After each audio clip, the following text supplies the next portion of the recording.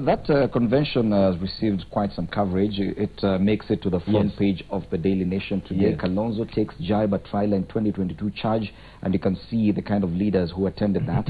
Former Machakos Senator Johnson Muthama, the governors of Makueni and Kitui, that's Bwana Kivuda Kibwana and Charity Ngilu respectively. Yes. You can see Wavinya Ndeti there as well, and Kalonzo Musyoka leading a host of elders and other community members in that convention. It was a big event held yesterday to chart the way forward with regard to the Ukambani politics going forward. But this is not something new. We've seen, yes, communities come and decide this is what you're doing going forward. Question is it too early? It's only months after the last election. It's not even been a year. It's not even been, what, half a year or so. Isn't it a bit too early to start congregating back in our communities to see what will happen in 2022, Senator? Yes, indeed. I think it is now time we concentrate on the Agenda 4. The President has clearly indicated that it is time for Kenyans to go back to work, to go back to thinking about the basic issues, which are basically economic. So therefore, I would urge Mr. Kalonzo Musyoka to desist from what he is doing, because now he appears to have gone back again to mobilizing people for politics.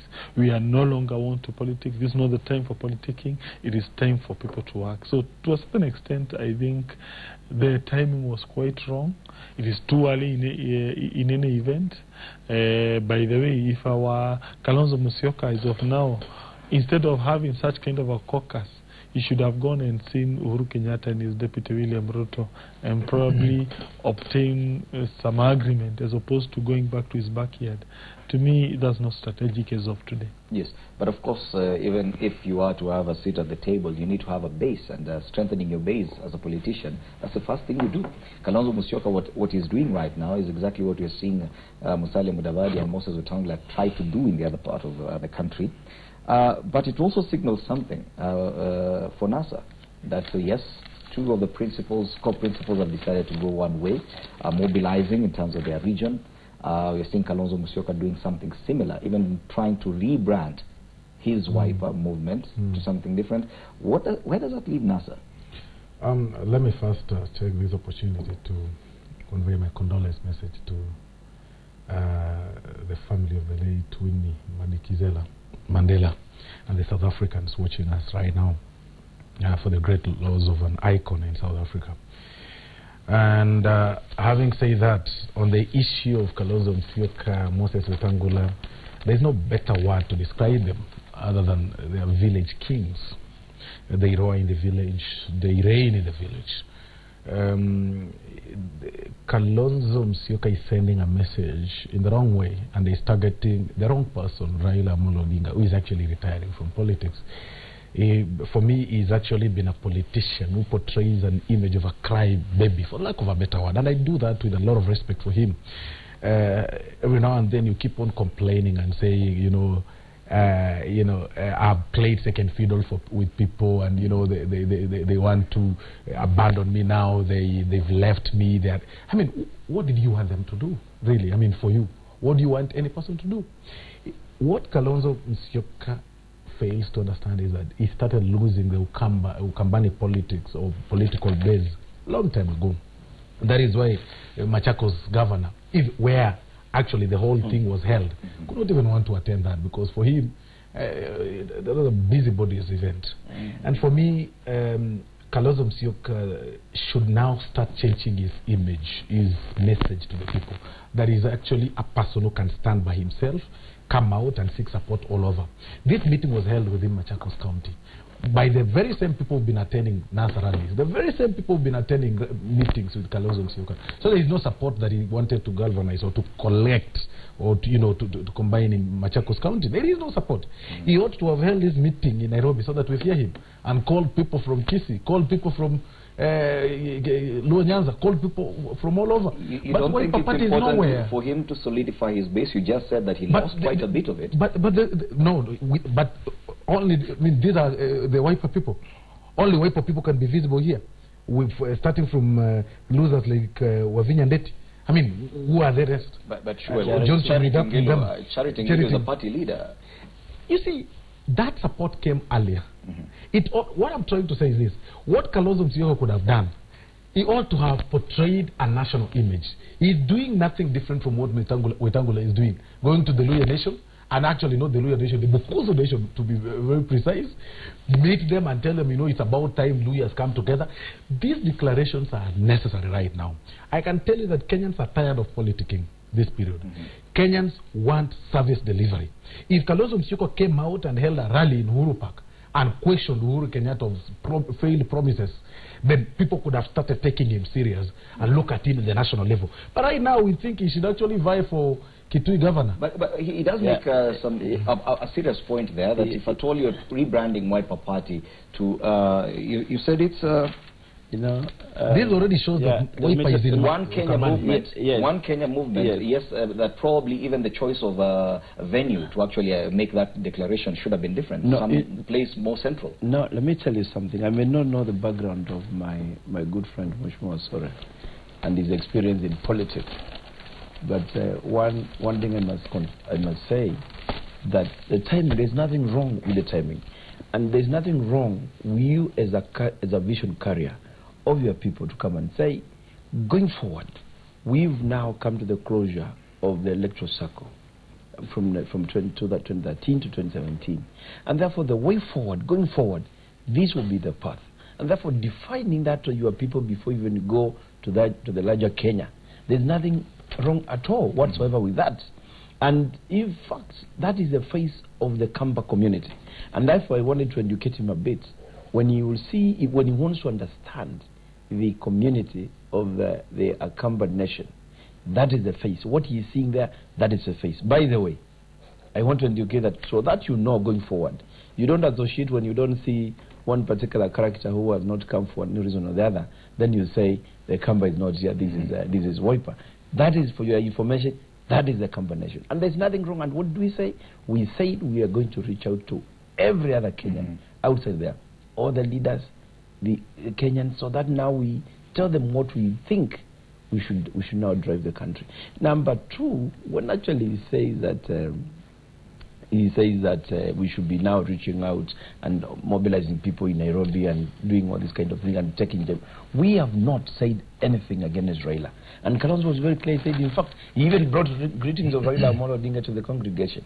And he said, in fact, there. So the issue of now trying to bring the impression that they are Lonkaheads, and I think by him saying that indeed he's going for 2022, doesn't mean at all is fighting Raila. And he said that before, Senator. Yeah, Kalonzo Musyoka has previously declared that it's only him who can run even before the 2017 election.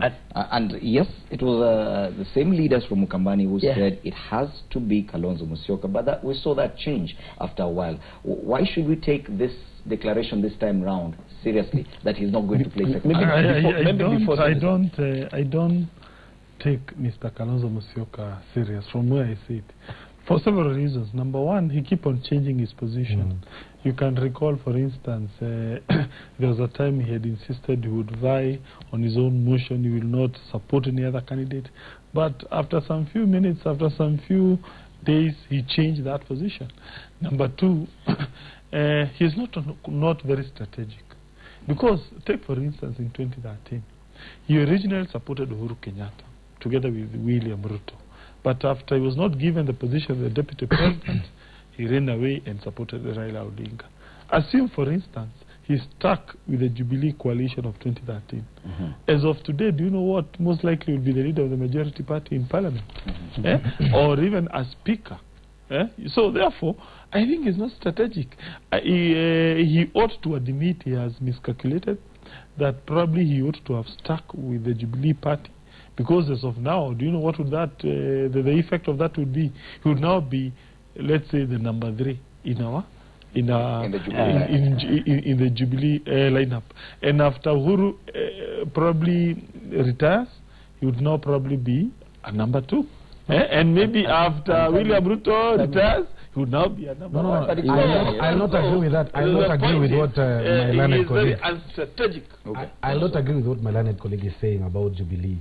I mean, you know, when it comes now to the formation of coalitions, personal interests take precedence. There is no way you could tell Kalonzo Musyoka then to join the Luo and then become number 3, yet he was actually the vice president by then. I mean, it doesn't really make sense. And for me, that was the best strategy made then. He really was strategic, and the fact that Jubilee stole elections in 2013, it doesn't really mean that he made a wrong move. As they did in 2017. As they did in 2017. Well, those are serious allegations that are yet to be proven, so kindly, if you are not able to substantiate... the court vindicated Jubilee, so for now what you can do is to support them because God vindicated them. And as people respect the rule of law, people must support that. And for me, I don't think we really need to have an issue with that. For right now, we are talking about Kalonzo's move as at now. Not what he was saying. For me, Kalonzo can come out strong if he realizes his strength. He's been taken by people out there as a soft-spoken politician who can be swayed by any wave, anytime. And that does not really augur well with the common Mwananchi. And then he comes out as a person who keeps on complaining about other people. He expects someone to lift him and place him somewhere. You know, this thing of saying, I supported someone for a decade, and then, these people are not supporting me. I do not understand what it means. Those are facts. People should not. What does he want people to do? Go out there and seek for votes. Show people that you've got support, and then all you need from them is to fill that cup that you already have. Not telling people that but look at where he went. He goes to Machakos. Then he tries to rebrand. He started with ODM Kenya. He's rebranded to Wiper Kenya. Now today he's called One Kenya Movement. Is it called Kalonzo Movement or One Kenya Movement? Those kind of things. That's what I'm saying. It's very unfortunate because that kind of thought and that Mheshimiwa should appreciate. Indeed, if we want to take this country forward, it's high time we united this country. And he cannot say somebody has moved from one position to another. If you take the history of this country, every other leader has rebranded at one time or the other. Look at the history of any other leader you can think of, including even including his friend Ruto, who was actually in ODM in Kano. He went to ODM. He went to ODM Kenya. Now he's in URP. Then for URP, he went to Jubilee. And basically, we haven't said that for that reason that Ruto is weak because he has moved from one place to the other. What you need to do is actually listen to what people say. Listen to the mood of the country. The mood in the country today is that Kenyans want to be united. Kenyans want to move forward as a nation. It's the high time leaders took responsibility and said, now we want to move this country. And there's nothing wrong for Kalonzo to say and tell people, indeed, look at the history of what I've done. You cannot call me selfish. I've served with the Moi. I have served with Kibaki. I've served with even including Uhuru himself. I've served with Raila. Indeed, my brothers, let's work together. Can you entrust me with the leadership of this country? There's nothing wrong putting that across to people. So basically, when actually want to play it down and say, now Kalonzo is crying, he's saying this, he's pleading, he's telling Kenyans. And when he's talking to those leaders, he's actually telling Kenyans because those leaders are representing Kenyans. There's nothing wrong with that whatsoever. The point is, Mr. Kalonzo Musyoka can have those lofty ideas, lofty objectives and goals, but as long as you're not in political power, they don't mean anything. You see, bottom line, as a leader, you become effective once you seize power and you're able to consolidate it. The fact is, Kalonzo Musyoka has been a perennial loser. In 2013, he lost. In 2017, he lost. And he appears to have taken a path of losing again. In fact, by the way, when I compare Kalonzo Musyoka with a person like Raila Odinga, to me, I think Raila Odinga is more strategic. Look what he has done. Immediately he lost in 2017. He fought against the government. He realized he can't go far. He immediately made effort to reach out to Uhuru Kenyatta, and then we have a handshake. So meaning, even if Kalonzo Musyoka was now to come to Jubilee, we will find our house is full house. He'll be late. So the point is, we are talking of another, is it 15 years or 10? He is now heading to almost 15 years of political oblivion. So therefore, the point is, we are talking of a leader who is quite... You feel he's because I'm asking him. You get to respond, Senator. Yes. With a lot of respect. I'm saying, when he says that Kalonzo is a perennial loser, and therefore Raila is very good because he has not lost, yet it is Raila who was a candidate in 2013 and 2017, and now he says now Raila is not a loser and Kalonzo is. Honestly, they've been together. It is true, both of them have lost, but at least one of them is wise enough to join the winning team. That is the point is, of course, we will have your time. Okay. But I want to emphasize on that point. You see, in politics, you must always understand, bottom line, at times, is to get there, and then now your leadership qualities cannot be effective. When you are just there, every time you're in the cold, it doesn't make sense at times. Okay. Look here, for instance, and I want to reiterate, this guy is saying that Kalonzo Musyoka made the correct decision in 2013. No, he went the losing side. He lost in 2013.